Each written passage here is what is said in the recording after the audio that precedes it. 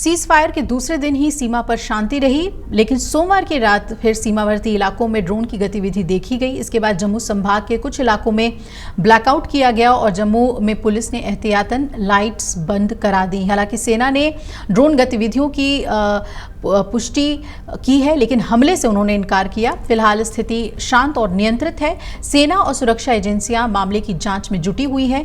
जम्मू कश्मीर और अंतर्राष्ट्रीय सीमा समेत अन्य क्षेत्रों में रविवार की रात किसी घटना की सूचना नहीं मिली है, जबकि कल रात सांबा, कठुआ समेत कई इलाकों में ड्रोन देखे जाने की सूचना से हर तरफ अफरा तफरी मच गई थी कि पाकिस्तान क्या एक बार फिर से अपने नापाक हरकतों को अंजाम देने के लिए अग्रसर है। लेकिन सेना ने इसे क्लियर किया। सेना ने कहा कि कोई हमला नहीं है। अखनूर के चौकी चौरा क्षेत्र में एक चीनी ड्रोन बरामद हुआ है, जिसे स्थानीय पुलिस ने जब्त कर जांच शुरू कर दी है। सीज फायर के बावजूद सेना और बीएसएफ में हाई अलर्ट अभी भी है। सीज फायर के बावजूद भारतीय सेना, बीएसएफ और पुलिस के अधिकारी लगातार सीमावर्ती इलाकों का दौरा कर बंदोबस्त की समीक्षा कर रहे हैं। पाकिस्तानी गोलाबारी से पहुंचे नुकसान का आकलन कर रहे हैं ताकि इसे फिर से ठीक किया जा सके।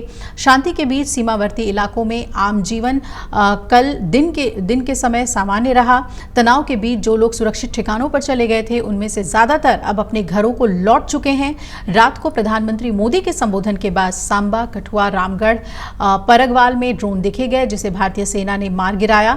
और आपको बता दें कि पहलगाम आतंकी हमले के जवाब में भारत ने 6 मई की रात पाकिस्तान और पीओके में आतंकी ढांचों को नष्ट करने के लिए ऑपरेशन सिंदूर शुरू किया था। और इसके बाद से ही पाकिस्तान ने जम्मू, उधमपुर, श्रीनगर में भारतीय सैन्य ठिकानों को निशाना बनाते हुए मिसाइल और ड्रोन दागे थे। हालांकि उसके हमलों को नाकाम किया गया और पाकिस्तान ने जम्मू, सांबा, कठुआ, पुंछ, राजौरी के रिहायशी इलाकों को भी निशाना बनाया, जिसमें हमारे 15 नागरिकों और जेकेएएस अफसर समेत बीएसएफ और सेना के जवान बलिदान हो गए। इसके बाद भारत और पाकिस्तान ने शनिवार शाम 5 बजे से सीज फायर की घोषणा की थी, लेकिन इसके बाद भी पाकिस्तान ने रात करीब 11 बजे तक सीमा पार से गोलीबारी जारी रखी थी और ड्रोन से भी हमले का नाकाम प्रयास किया था। जम्मू कश्मीर के सांबा जिले में प्रधानमंत्री के भाषण के बाद ड्रोन गतिविधियां देखी गई थी और इन ड्रोन गतिविधियों के वजह से क्षेत्र में दहशत का माहौल बना।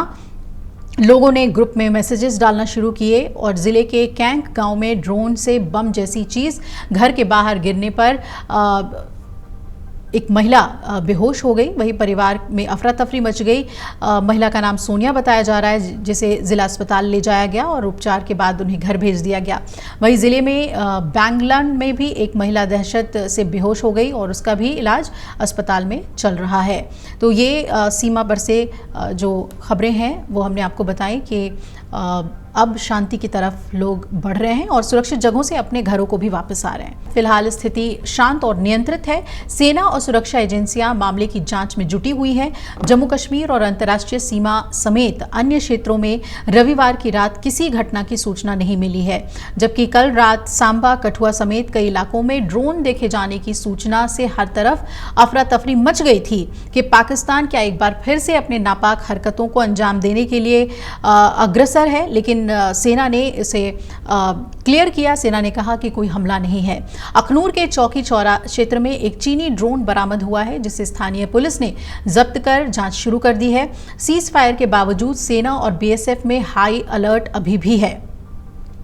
सीज फायर के बावजूद भारतीय सेना, बीएसएफ और पुलिस के अधिकारी लगातार सीमावर्ती इलाकों का दौरा कर बंदोबस्त की समीक्षा कर रहे हैं।